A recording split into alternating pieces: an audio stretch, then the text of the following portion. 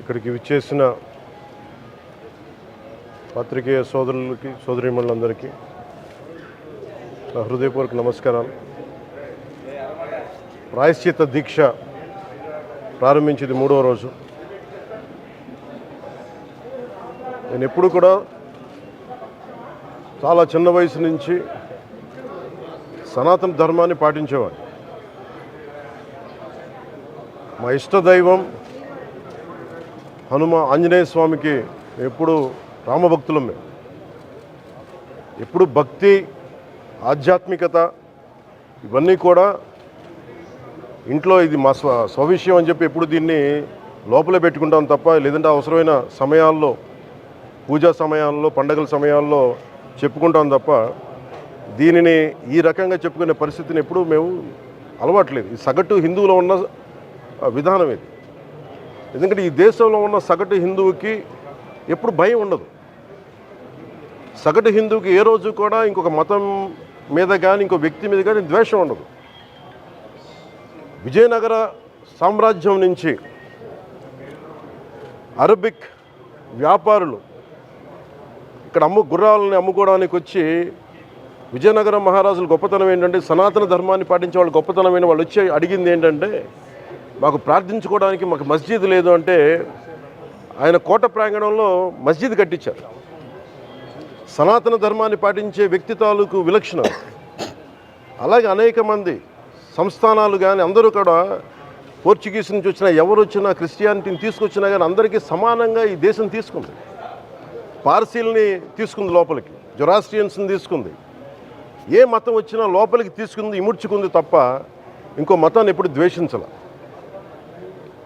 కానీ ఈరోజు నేను మాట్లాడుతుంది ఈ ప్రాయశ్చితం దేనికి మా దీక్ష అనుకుని, నేను ఎప్పుడు మీ అందరికీ తెలుసు 5 సంవత్సరాల వైసీపీ పాలనలో ఇదే దేవాలయంలో కనకదుర్గ అమ్మవారి రథం తాలూకు మన సింహాలు మాయమైనవి, కొన్ని ఇబ్బందులు, తప్పులు జరిగినాయి అంటే ఒక్కొక్కరు ఎలా మాట్లాడారు వైసీపీ నాయకులు. వాళ్ళెవరు ముస్లిమ్స్ కాదు, హిందూస్ కాదు, వాళ్ళెవరు ముస్లిమ్స్ కాదు, క్రిస్టియన్స్ కాదు, హిందువులే అందరూ. పొద్దున్నేస్తే తాళ్ళు కట్టుకునేవాళ్ళు, బొట్లు పెట్టుకునేవాళ్ళే. కానీ ఒక తప్పు జరిగింది, ఒక అపవిత్రం జరిగింది అంటే పదవులు అనుభవిస్తూ ఉన్నవాళ్ళు, పొద్దున లేస్తే గుళ్ళకి వెళ్ళేవాళ్ళు, వీళ్ళు అపహాస్యం చేస్తూ ఉన్నారు, వీళ్ళు వెటకారం చేస్తూ ఉన్నారు.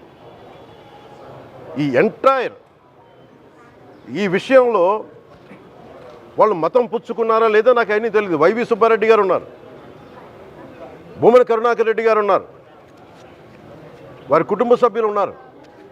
ఎవరైనా సరే మీరు మతం పుచ్చుకున్నారా లేదా నాకు తెలియదు. అవన్నీ అది మీరు బయటికి చెప్పుకుంటారా లేదా నాకు తెలియదు. నేను అది కూడా మాట్లాడట్లా. కానీ మీరు బాధ్యత తీసుకున్నారు. మీరు హైందవ ధర్మాన్ని కాపాడుతానని మీరు బాధ్యత తీసుకున్నప్పుడు కాపాడాల్సిన అవసరం మీ మీద ఉంది. బోర్డుని మీరు స్థాపించారు, మేము స్థాపించాల. తప్పులు జరిగినాయి. తప్పులు జరిగితే వైఎస్ జగన్ గారు ఏం చెప్పాలి? ఒకవేళ నాకు తెలియకుండా మేము ఆయన బ్లేమ్ చేయట్లా. కానీ మీ ఆధ్వర్యంలో జరిగింది, మీరు కాన్స్టిట్యూట్ చేసిన బోర్డు వల్ల జరిగిన తప్పిదాలు ఇవి. మేము ఇవి కనుగొన్నాం. ల్యాబ్ టెస్టులు ఇవన్నీ మేము ఆటలాడతామా? ఇవన్నీ వీటితోటి సెంటిమెంట్స్ తోటి మాకు బాధ్యత లేదా? నేను నిజంగా కనుక చాలా బలమైన సనాతన ధర్మాన్ని పాటించేవాడిని. చిన్నప్పటి నుంచి పొద్దున్న లేచినప్పటి నుంచి రాత్రి పడుకునేదాకా మా ఇంట్లో రామనామం ఉండేది, రామ జపం ఉండేది మా ఇంట్లో. అలాంటి రామభక్తులం మేము.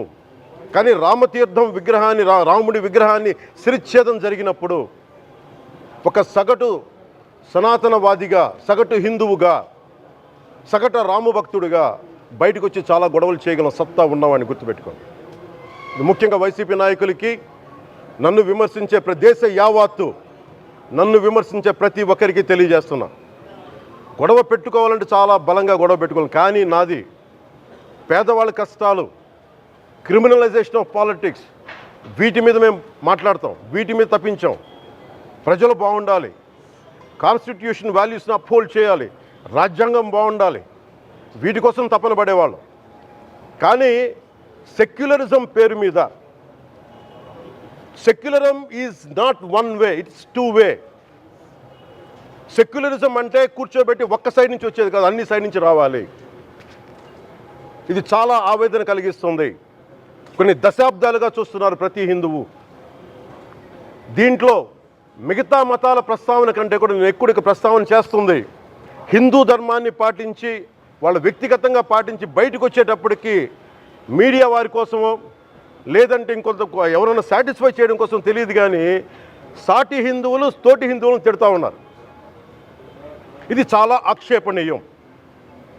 దీంట్లో నేను ముస్లిమ్స్ నిందించట్లా, అది క్రిస్టియానిటీ నిందించట్లా, కానీ బాధ్యత తీసుకున్న హిందువుల్ని నేను నిందిస్తున్నాం. బాధ్యత మీది. మీరు యథాలాపంగా వచ్చి ఇది పొలిటికల్ పదవులు, విగ్రహాలు పోతే మేము ఇల్లు కట్టుకుంటాం, వాకిళ్ళు కట్టుకుంటాం, ఏం మాటలవి? ఇదే మీరు మస్జిద్లో జరిగితే మాట్లాడతారా? మస్జిద్లో ఇలాంటి అపవిత్రం ఒక చిన్నపాటి చోరీ జరిగితే ఇలాగే మాట్లాడతాం. ఎందుకంటే మీరు మాట్లాడరు, ఓట్లు కదా అక్కడ. కానీ హిందువులు మాట్లాడితే హిందువులు అందరికీ ఎవరు పట్టించుకోరు. ఇక్కడ మా వేదన ఉండదా? మౌనంగా ఉన్నామంటే బాధ లేదనా? కోపం రాదనా? ఈరోజుకి కూర్చొని చూడండి ఏం మాట్లాడుతున్నారో వాళ్ళు. ఆయన వాళ్ళ లాయర్ అంట, ఆయన ఎవరు ఏజీపీ అంట, పొన్నవోలు సుధాకర్ రెడ్డి గారు తిరుమల లడ్డుపై ఢిల్లీలో చేసిన కామెంట్ నా దృష్టికి తీసుకొచ్చారు. ఇలాంటి సెన్సిటివ్ సమయాల్లో ఎయిదర్ మౌనం మంచిది, మౌనం దాటి పొగరుగా మాట్లాడటం, నన్ను పచ్చి బూతులు తిట్టినా, నన్ను వక్రీకరించినా, నన్ను రోడ్డు మీదకి లాగిన నేను ఎప్పుడు మౌనంగానే ఉన్నా. కానీ వైసీపీని నాయకులు విమర్శించే నాయకులు ప్రత్యేకంగా చెప్తున్నాం, సనాతన ధర్మాన్ని జోలికి రాకండి. తప్పు జరిగితే తప్పు జరిగిందని ఒప్పుకోండి, లేదా మాకు సంబంధం లేదని చెప్పండి. అంతేగాని మళ్ళీ అడ్డగోలుగా మాట్లాడితే ఎవ్వరం క్షమించం. ఇక్కడ మీరు కూడా హిందువులే. పొన్నవోలు సుధాకర్ రెడ్డి గారు మీరు హిందువులే. నోటికొచ్చినట్టు మాట్లాడకండి. తమాషాలుగా ఉందా మీకు? సరదాలుగా ఉన్నాయా? మొన్న ప్రకాష్ రాజ్ గారు మాట్లాడారు నా మీద. అరే నేను మాట్లాడుతుంది ఒక హిందువులు అపవిత్రం గురించి మాట్లాడుతున్నాను. ఇందులో ప్రకాష్ రాజ్ గారికి సంబంధం ఏంటి? ఇందులో నేను ఇంకొక మతాన్ని నిందించానా? ఇస్లాంని నిందించానా? క్రిస్టియానిటీని నిందించానా? ఈ అపవిత్రం జరిగింది, ఇలా జరగకూడదు, ఫుడ్ అడల్ట్రేషన్ జరిగిందని మాట్లాడుతుంటే దీన్ని గోల చేయకూడదంటావు. అంటే తప్పు జరిగినప్పుడు మాట్లాడకూడదా? ఒక అపవిత్రం జరిగితే మాట్లాడకూడదా? దేవతా విగ్రహాలను శిరచ్ఛేదం చేస్తే మాట్లాడకూడదా? ఏం ఏం పిచ్చి పట్టింది ఒక్కొక్కళ్ళకి? ఎవరి కోసం మాట్లాడుతున్నారు మీరు? ప్రకాష్ రాజ్ కూడా చెప్తా ఉన్నాను, నాకు మీరంటే గౌరవం. I have extreme respect for you. కానీ when it comes to secularism, Prakash Raj garu, it is a two way, not one way. I have extreme respect for you. You know that. మీరు secularism is always two way, it is not one way. హిందువుల మీద దాడి జరిగినప్పుడల్లా వచ్చి మాట్లాడడం తప్ప, అన్య మతాల మీద జరిగితే నేను కూర్చొని ఇంతమంది కౌలు రైతులకు ఇచ్చాను, ఎంతమంది ముస్లిం ఇస్లాం రైతాంగానికి ఇచ్చాను నేను. ఇదే ఎన్ని మద్రాసాలకి డబ్బులు ఇచ్చాను నేను, 25 లక్షలు 30 లక్షలు ఇచ్చాను, నేను ఇచ్చినవాడిని. నేను నాకు అన్యమతం ఇస్లాం మీద గౌరవం ఉన్నవాడిని, క్రిస్టియానిటీ మీద గౌరవం ఉన్నవాడిని, చిన్నప్పటి నుంచి కూర్చొని మిషనరీ స్కూల్లో చదువుకున్నవాడిని. నా టీచర్ చెప్పిన సూక్తి, తను తగ్గించుకున్నవాడు హెచ్చింపబడినని చెప్పి బైబుల్ సూక్తిని ప్రతిసారి కోట్ చేస్తూనే ఉంటాను. ఇది నా గౌరవం, ఇది నేను చూపించే గౌరవం.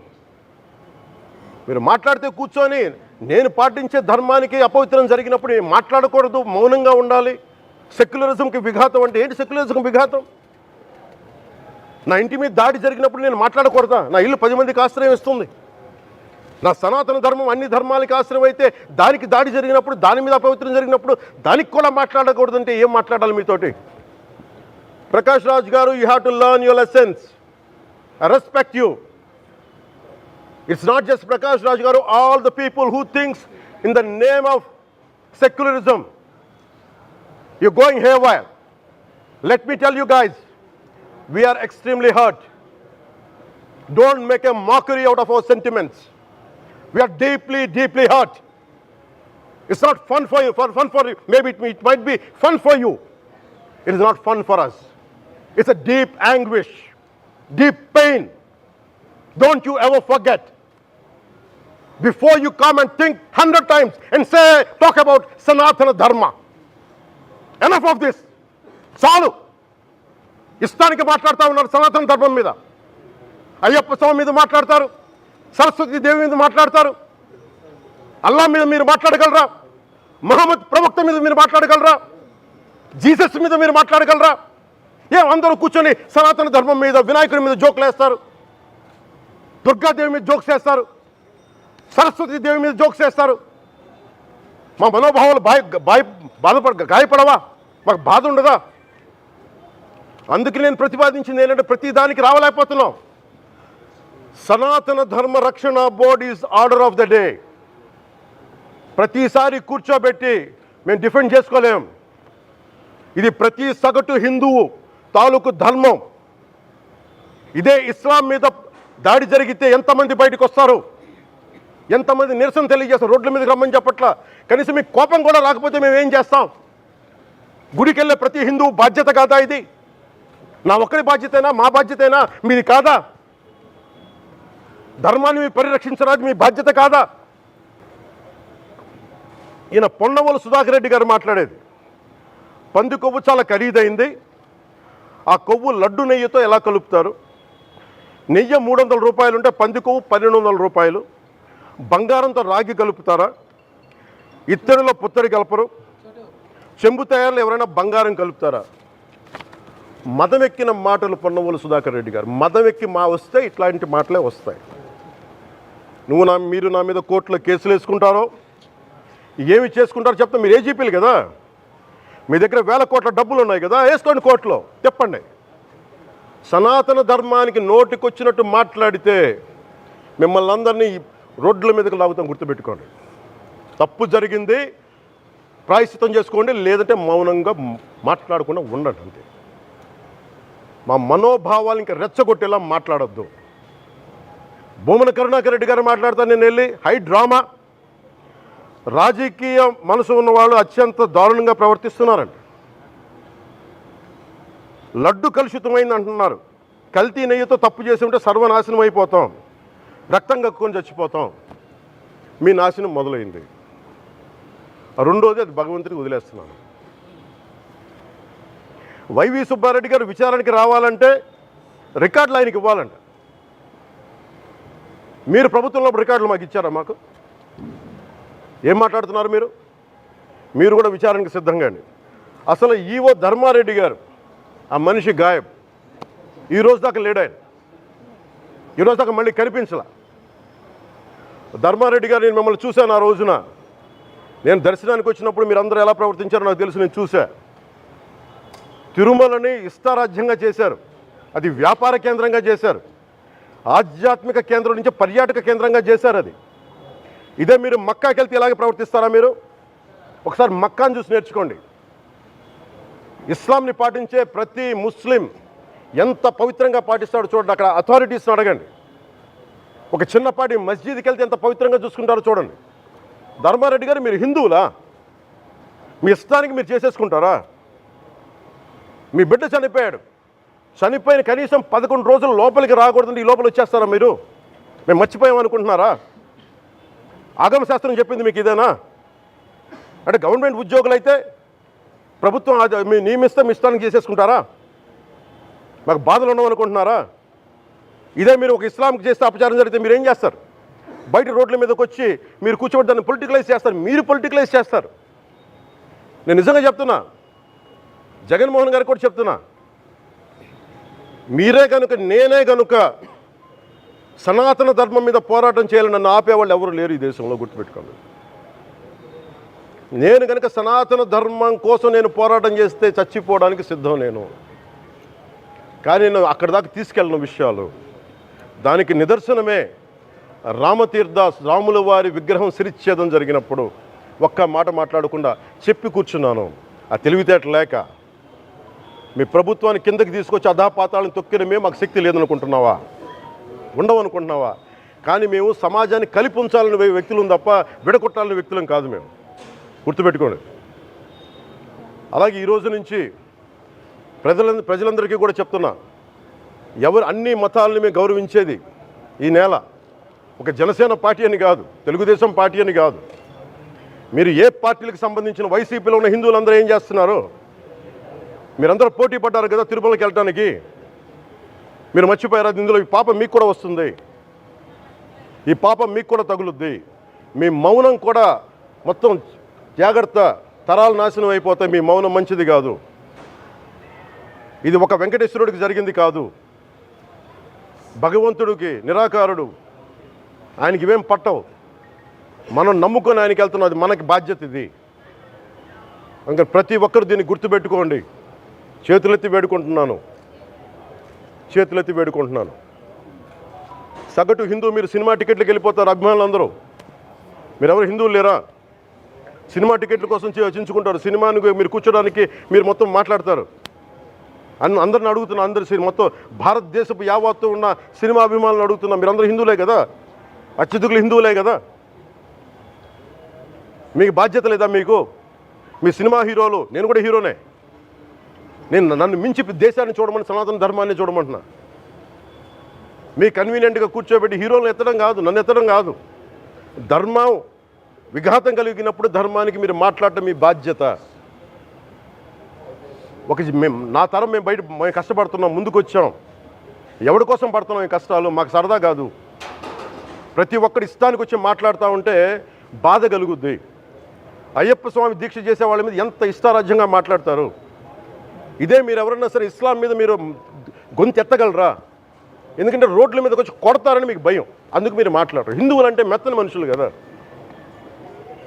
తోటి హిందువు కదా, మీరు ఏదైనా మాట్లాడచ్చు. మీకు నమ్మకాలు లేకపోతే మీరు ఇంట్లో కూర్చోండమ్మా. మీకు నమ్మకాలు లేకపోతే ఇంట్లోంచి బయటికి రాకండి, మమ్మల్ని ఏం అనకండి. మేము ఎలా పూజా విధానం ఎలా చేస్తాం, అలాగే ముఖ్యంగా ఫిల్మ్ ఇండస్ట్రీ కూడా నేను తెలియజేస్తా ఉన్నా. దీని మీద మీరు మాట్లాడితే మద్దతుగా మాట్లాడండి, లేదంటే మౌనంగా కూర్చోండి. అంతేగాని మీ మాధ్యమాల ద్వారా అపహాస్యం చేస్తే మటుకు ప్రజలు మిమ్మల్ని ఎవరు క్షమించరు. ఎందుకంటే చాలా డీప్ పెయిన్ ఇది. మీరు లడ్డు మీద జోకులు వేస్తున్నారు. నేను ఒక సినిమా ఫంక్షన్లో కూడా చూశాను, laddu is a sensitive issue అని. Don't you ever say that. Don't you ever dare to say that, please. I respect you as actors, but when it comes to Sanatana Dharma, please, you have to think 100 times before you saying a word. One comment. Thank you.